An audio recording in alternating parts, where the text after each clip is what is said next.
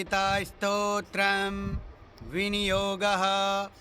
ॐ अस्या वैष्णव्याः पराया अजिताया महाविद्याया वामदेव बृहस्पति मार्कण्डेया ऋषयः गायत्र्योष्णिग्नुष्टु बृहते छन्दांसि लक्ष्मी नृसिंहो देवता। ॐ क्लीं श्रीं ह्रीं बीजं हुं शक्तिः सकलकामना सिद्ध्यर्थम् अपराजित विद्या मंत्रपाठे विनियोगः।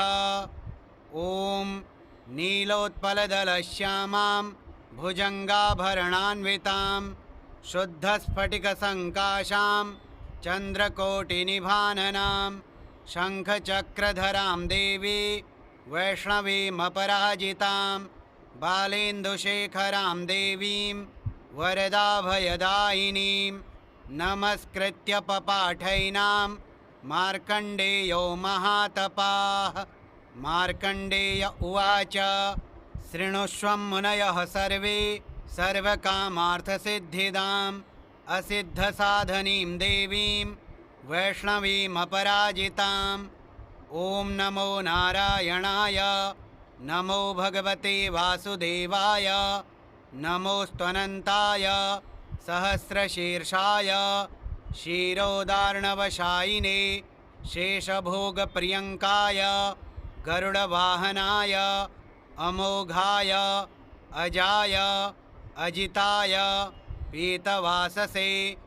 ॐ वासुदेव सङ्कर्षणप्रद्युम्न अनिरुद्ध हयग्रीव मत्स्य कूर्म वाराह नृसिंह अच्युत वामन त्रिविक्रम श्रीधर राम राम राम वरद वरद वरदो भव।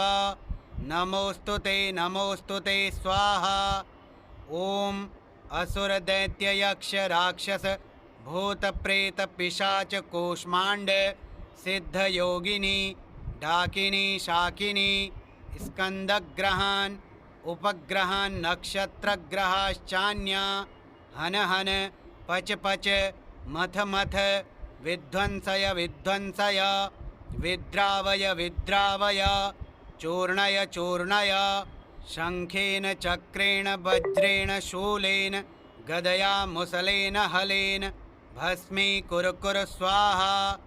ॐ सहस्रबाहो सहस्रप्रहरणायुध जय जय विजय विजय अजित अमित अपराजित अप्रतिहत सहस्रनेत्र ज्वल ज्वल प्रज्वल प्रज्वल विश्वरूप बहुरूप मधुसूदन महावराह महापुरुष वैकुंठ नारायण पद्मनाभ गोविंद दामोदर ऋषिकेश केशव सर्वासुरोत्सादन सर्वभूतवशङ्कर सर्वदुःस्वप्नप्रभेदन सर्वयन्त्रप्रभञ्जन सर्वनागविमर्दन सर्वदेवमहेश्वर सर्वबन्धविमोक्षण सर्वाहितप्रमर्दन सर्वज्वरप्रणाशन सर्वग्रहनिवारण सर्वपापप्रशमन जनार्दन नमोस्तुते स्वाहा। विष्णोरियमनुप्रोक्ता सर्वकामफलप्रदा सर्वसौभाग्यजननी सर्वभीतिविनाशिनी सर्वैश्च पठितां सिद्धैर्विष्णोः परमवल्लभा नानया सदृशं किञ्चित् दुष्टानां नाशनं परं विद्यारहस्या कथिता वैष्णव्येषा पराजिता पठनीया प्रशस्ता वा साक्षात् सत्त्वगुणाश्रया। ॐ शुक्लाम्बरधरं विष्णुं शशिवर्णं चतुर्भुजं प्रसन्नवदनं ध्यायेत् सर्वविघ्नोपशान्तये।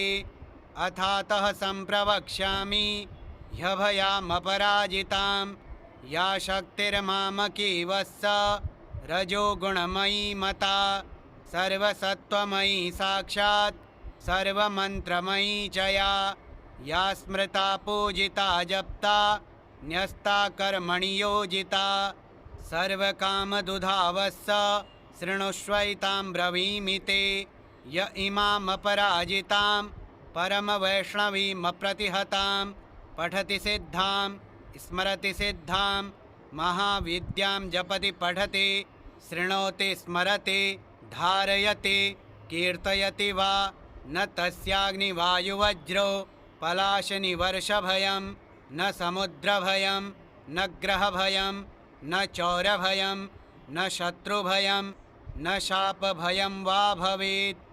क्वचिद्रात्र्यन्धकारस्त्रे राजकुलविद्वेषे विषगरगरद वशीकरण विद्वेषणोच्चाटनवद बन्धनभयं वा न भवेत्। एतैर्मन्त्रैरुदाहृतैः सिद्धैः संसिद्धपूजितैः ॐ नमोऽस्तु ते अभये अनघे अजिते अमिते अमृते अपरे अपराजिते पठति सिद्धे जपति सिद्धे स्मरति सिद्धे एकोनाशीतितमे एकाकिनी निश्चेतसे सुद्रुमे सुगन्धे एकान्नशे उमे ध्रुवे अरुन्धति गायत्री सावित्री जातवेदसे मानस्तोके सरस्वती धरणी धारणी सौदामनी अदिते दिते विनते गौरी गान्धारी मातंगी कृष्णे यशोदे सत्यवादिनी ब्रह्मवादिनी काली कपालिनी करालनेत्र भद्रे निद्रे सत्योपयाचनकरे स्थलगतं जलगतं अंतरिक्षगतं वामां रक्ष सर्वोपद्रवेभ्यः स्वाहा। यस्याः प्रणश्यते पुष्पं गर्भो वा पतते यदि म्रियते बालको यस्याः काकबन्ध्या च या भवेत्। धारयेद्या इमां विद्या मेतैर्दोषैर्न लिप्यते। गर्भिणी जीववत्सा स्यात् पुत्रिणी स्यान्न संशयः। भोर्जपत्रे त्विमां विद्यां लिखित्वा गन्धचन्दनैः एतैर्दोषैर्न लिप्येत सुभगा पुत्रिणी भवेत्। रणे राजकुले द्यूते नित्यं तस्य जयो भवेत्। शस्त्रं वारयते योषा समरे काण्डदारुणे गुल्मशूलाक्षिरोगाणां क्षिप्रं नाश्यति च व्यथां। शिरोरोगज्वराणां नाशिनी सर्वदेहिनाम् इत्येषा कथिता विद्या अभयाख्या पराजिता। एतस्याः स्मृतिमात्रेण भयं क्वापि न जायते। नोपसर्गा न रोगाश्च न योधा नापि तस्कराः न राजानो न सर्पाश्च न द्वेष्टारो न शत्रवः। यक्षराक्षसवेताला न शाकिन्यो न चग्रहा। अग्निर्भयं न वाताच्च न समुद्रान्न वैविशात्। कार्मणं वा शत्रुकृतं वशीकरणमेव च उच्चाटनं स्तम्भनं च विद्वेषणमथापि वा न किञ्चित् प्रभवेत् तत्र यत्रैषा वर्तते भया। पठेद्वा यदि वा चित्रे पुस्तके वा मुखेऽथवा हृदि वा द्वारदेशे वा वर्तते ह्यभयः पुमान्। हृदये विन्यसेदेतां ध्यायेद्देवीं चतुर्भुजां रक्तमाल्याम्बरधरां पद्मरागसप्रभां पाशाङ्कुशाभयवरैर्लङ्कृतसुविग्रहां। साधकेभ्यः प्रयच्छनतीं मन्त्रवर्णामृतान्यपि नातः परतरं किञ्चिद् वशीकरणमनुत्तमं। रक्षणं पावनं चापि नात्र कार्या विचारणा। प्रातः कुमारिकाः पूज्याः खाद्यैराभरणैरपि तदिदं वाचनीयं स्यात् प्रीत्या प्रीयते तु माम्।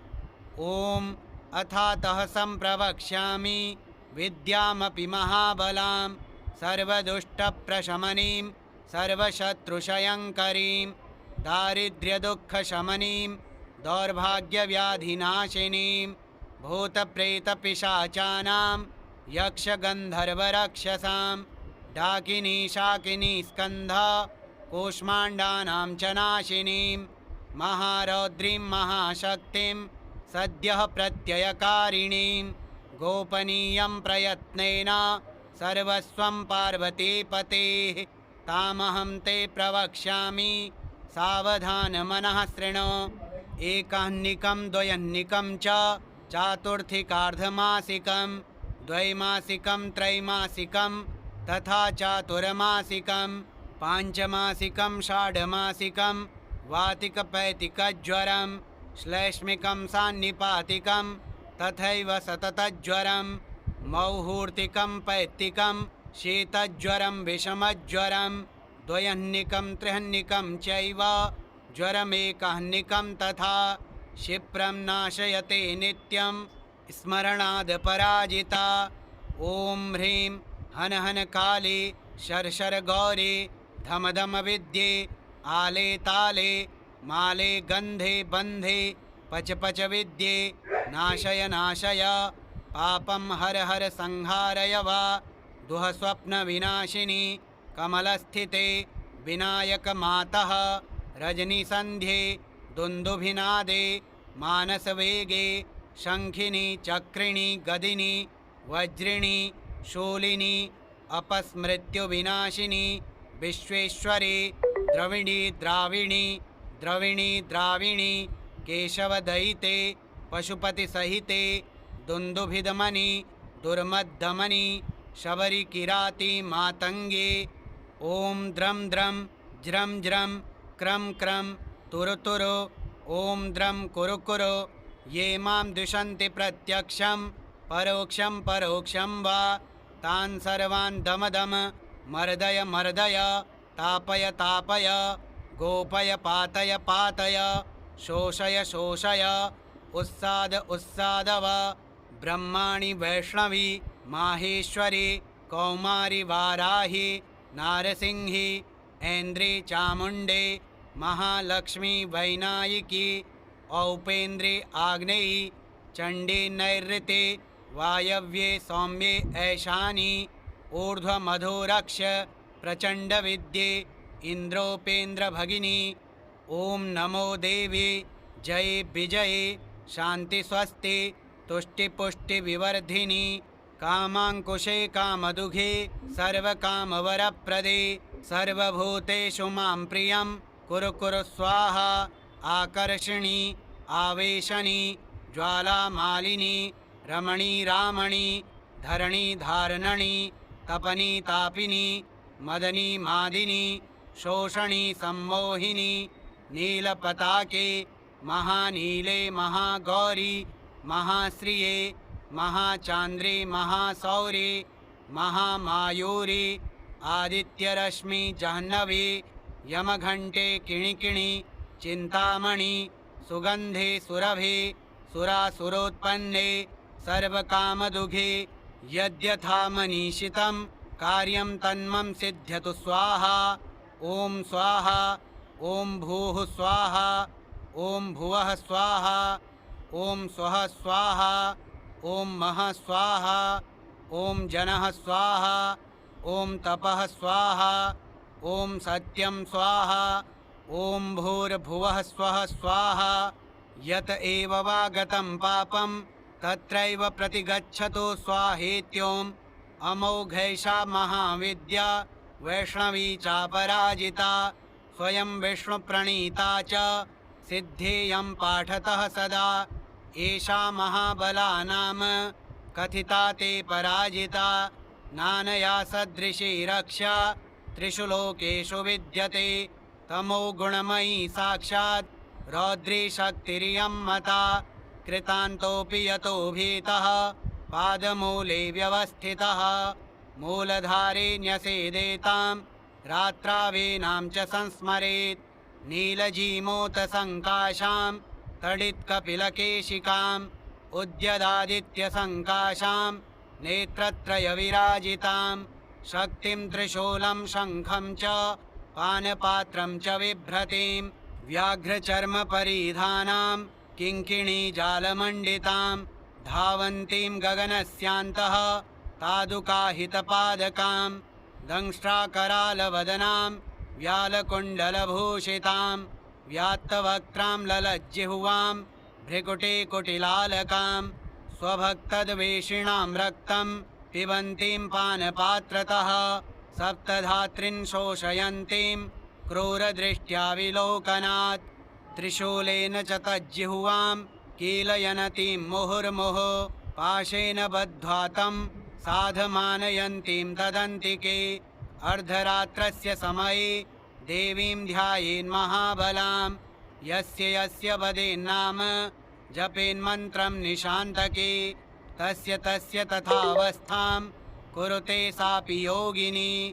ॐ बले महाबले असिद्धसाधनी स्वाहेत्या अमोघां पठति सिद्धां श्रीवैष्णवीं श्रीमदपराजितविद्यां ध्यायेत् दुःस्वप्ने दुरारिष्टे च दुर्निमित्ते तथैव च व्यवहारे भवेत् सिद्धिः पठेद्विघ्नोपशान्तये यदत्र पाठे जगदम्बिके मया विसर्गबिन्दुक्षरहीनमीरितं ततस्तु सम्पूर्णतमं प्रयान्तु मे सङ्कल्पसिद्धिस्तु सदैव जायतां तव तत्त्वं न जानामि कीदृशासि महेश्वरी यादृशासि महादेवी तादृशायै नमो नमः।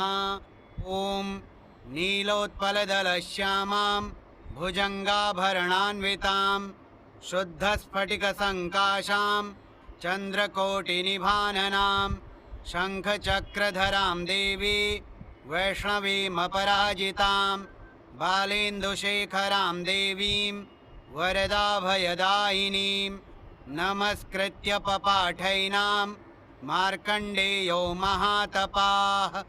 मार्कण्डेय उवाच शृणुष्व मुनयः सर्वे सर्वकामार्थसिद्धिदाम् असिद्धसाधनीं देवीं वैष्णवीमपराजिताम्। ॐ नमो नारायणाय नमो भगवते वासुदेवाय नमोऽस्त्वनन्ताय सहस्रशीर्षाय क्षीरोदार्णवशायिने शेषभोगप्रियङ्काय गरुडवाहनाय अमोघाय अजाय अजिताय पीतवाससे। ॐ वासुदेव सङ्कर्षणप्रद्युम्न अनिरुद्ध हयग्रीव मत्स्य कूर्म वाराह नृसिंह अच्युत वामन त्रिविक्रम श्रीधर राम राम राम वरद वरद वरदो भव नमोस्तु ते स्वाहा। ॐ असुरदैत्ययक्ष राक्षस भूतप्रेतपिशाच कूष्माण्ड सिद्धयोगिनी डाकिनी शाकिनी स्कन्दग्रहान् उपग्रहान् नक्षत्रग्रहाश्चान्या हन हन पच पच मथ मथ विध्वंसय विध्वंसय विद्रावय विद्रावय चूर्णय चूर्णय शङ्खेन चक्रेण वज्रेण शूलेन गदया मुसलेन हलेन भस्मीकुरु कुरु स्वाहा। ॐ सहस्रबाहो सहस्रप्रहरणायुध जय जय विजय विजय अजित अमित अपराजित अप्रतिहत सहस्रनेत्र ज्वल ज्वल प्रज्वल प्रज्वल विश्वरूप बहुरूप मधुसूदन महावराह महापुरुष वैकुण्ठनारायण पद्मनाभ गोविन्द दामोदर ऋषिकेश केशव सर्वासुरोत्सादन सर्वभूतवशङ्कर सर्वदुःस्वप्नप्रभेदन सर्वयन्त्रप्रभञ्जन सर्वनागविमर्दन सर्वदेवमहेश्वर सर्वबन्धविमोक्षण सर्वाहितप्रमर्दन सर्वज्वरप्रणाशन सर्वग्रहनिवारण सर्वपापप्रशमन जनार्दन नमोऽस्तु ते स्वाहा। विष्णोरियमनुप्रोक्ता सर्वकामफलप्रदा सर्वसौभाग्यजननी सर्वभीतिविनाशिनी सर्वैश्च पठितां सिद्धैर्विष्णोः परमवल्लभा नानया सदृशं किञ्चित् दुष्टानां नाशनं परं विद्यारहस्या कथिता वैष्णव्येषा पराजिता पठनीया प्रशस्ता वा साक्षात् सत्त्वगुणाश्रया। ॐ शुक्लाम्बरधरं विष्णुं शशिवर्णं चतुर्भुजं प्रसन्नवदनं ध्यायेत् सर्वविघ्नोपशान्तये। अथातः सम्प्रवक्ष्यामि ह्यभयामपराजितां या शक्तिर्मामकी वत्स रजोगुणमयी मता सर्वसत्त्वमयी साक्षात् सर्वमन्त्रमयी च या स्मृता पूजिता जप्ता न्यस्ता कर्मणि योजिता सर्वकामदुधा वत्स शृणुष्वैतां ब्रवीमि ते। य इमामपराजितां परमवैष्णवीमप्रतिहतां पठति सिद्धां स्मरति सिद्धां महाविद्यां जपति पठति शृणोति स्मरति धारयति कीर्तयति वा न तस्याग्निवायुवज्रो पलाशनिवर्षभयं न समुद्रभयं न ग्रहभयं न चौरभयं न शत्रुभयं न शापभयं वा भवेत्। क्वचिद्रात्र्यन्धकारस्त्रे राजकुलविद्वेषी विषगरगरद वशीकरण विद्वेषणोच्चाटनवध बन्धनभयं वा न भवेत्। एतैर्मन्त्रैरुदाहृतैः सिद्धैः संसिद्धपूजितैः ॐ नमोऽस्तु ते अभये अनघे अजिते अमिते अमृते अपरे अपराजिते पठति सिद्धे जपति सिद्धे स्मरति सिद्धे एकोनाशीतितमे एकाकिनी निश्चेतसे सुद्रुमे सुगन्धे एकान्नशे उमे ध्रुवे अरुन्धति गायत्री सावित्री जातवेदसे मानस्तोके सरस्वती धरणी धारणी सौदामनी अदिते दिते विनते गौरी गान्धारी मातंगी कृष्णे यशोदे सत्यवादिनी ब्रह्मवादिनी काली कपालिनी करालनेत्र भद्रे निद्रे सत्योपयाचनकरे स्थलगतं जलगतं अंतरिक्षगतं वामां रक्ष सर्वोपद्रवेभ्यः स्वाहा। यस्याः प्रणश्यते पुष्पं गर्भो वा पतते यदि म्रियते बालको यस्याः काकबन्ध्या च या भवेत्। धारयेद्या इमां विद्या मेतैर्दोषैर्न लिप्यते गर्भिणी जीववत्सा स्यात् पुत्रिणी स्यान्न संशयः। भोर्जपत्रे त्विमां विद्यां लिखित्वा गन्धचन्दनैः एतैर्दोषैर्न लिप्येत सुभगा पुत्रिणी भवेत्। रणे राजकुले द्यूते नित्यं तस्य जयो भवेत्। शस्त्रं वारयते योषा समरे काण्डदारुणे गुल्मशूलाक्षिरोगाणां क्षिप्रं नाश्यति च व्यथां शिरोरोगज्वराणां न नाशिनी सर्वदेहिनाम्।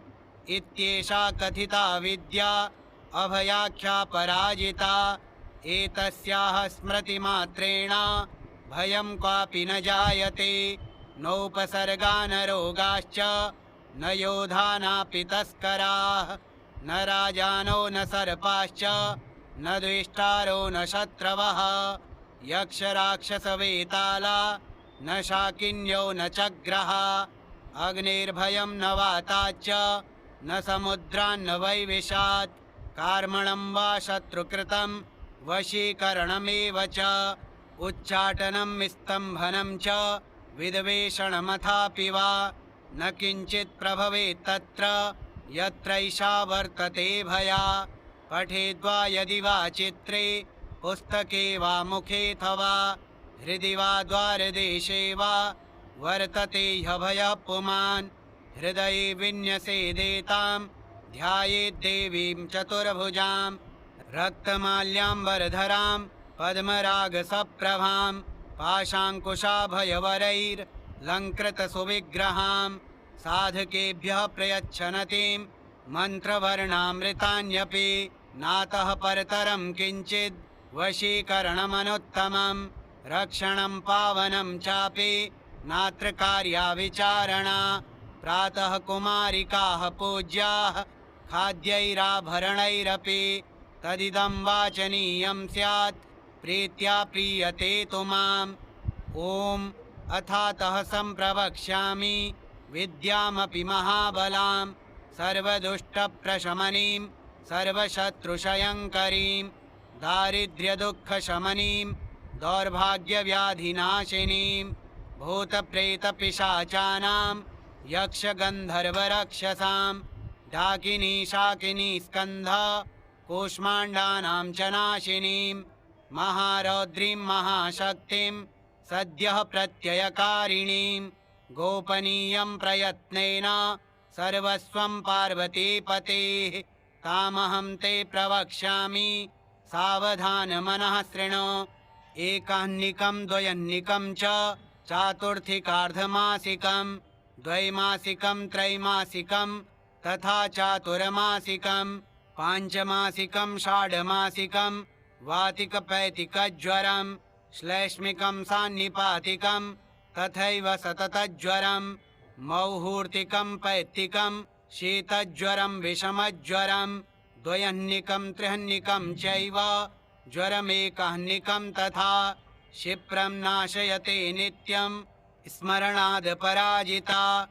ॐ ह्रीं हन हन काली शर्षर गौरी धम धम विद्ये आले ताले माले गन्धे बन्धे पच पच विद्ये नाशय नाशय पापं हर हर संहारय वा दुह स्वप्न विनाशिनी कमलस्थिते विनायक मातः रजनीसन्ध्ये दुन्दुभिनादे मानसवेगे शङ्खिनी चक्रिणी गदिनी वज्रिणी शूलिनी अपस्मृत्युविनाशिनी विश्वेश्वरी द्रविणी द्राविणी द्रविणी द्राविणी केशवदयिते पशुपतिसहिते दुन्दुभिदमनी दुर्मद्दमनी शबरी किराती मातंगे ॐ द्रं द्रं ज्रं ज्रं क्रं क्रं तुरु तुरु ॐ द्रं कुरु कुरु ये मां द्विषन्ति प्रत्यक्षं परोक्षं परोक्षं वा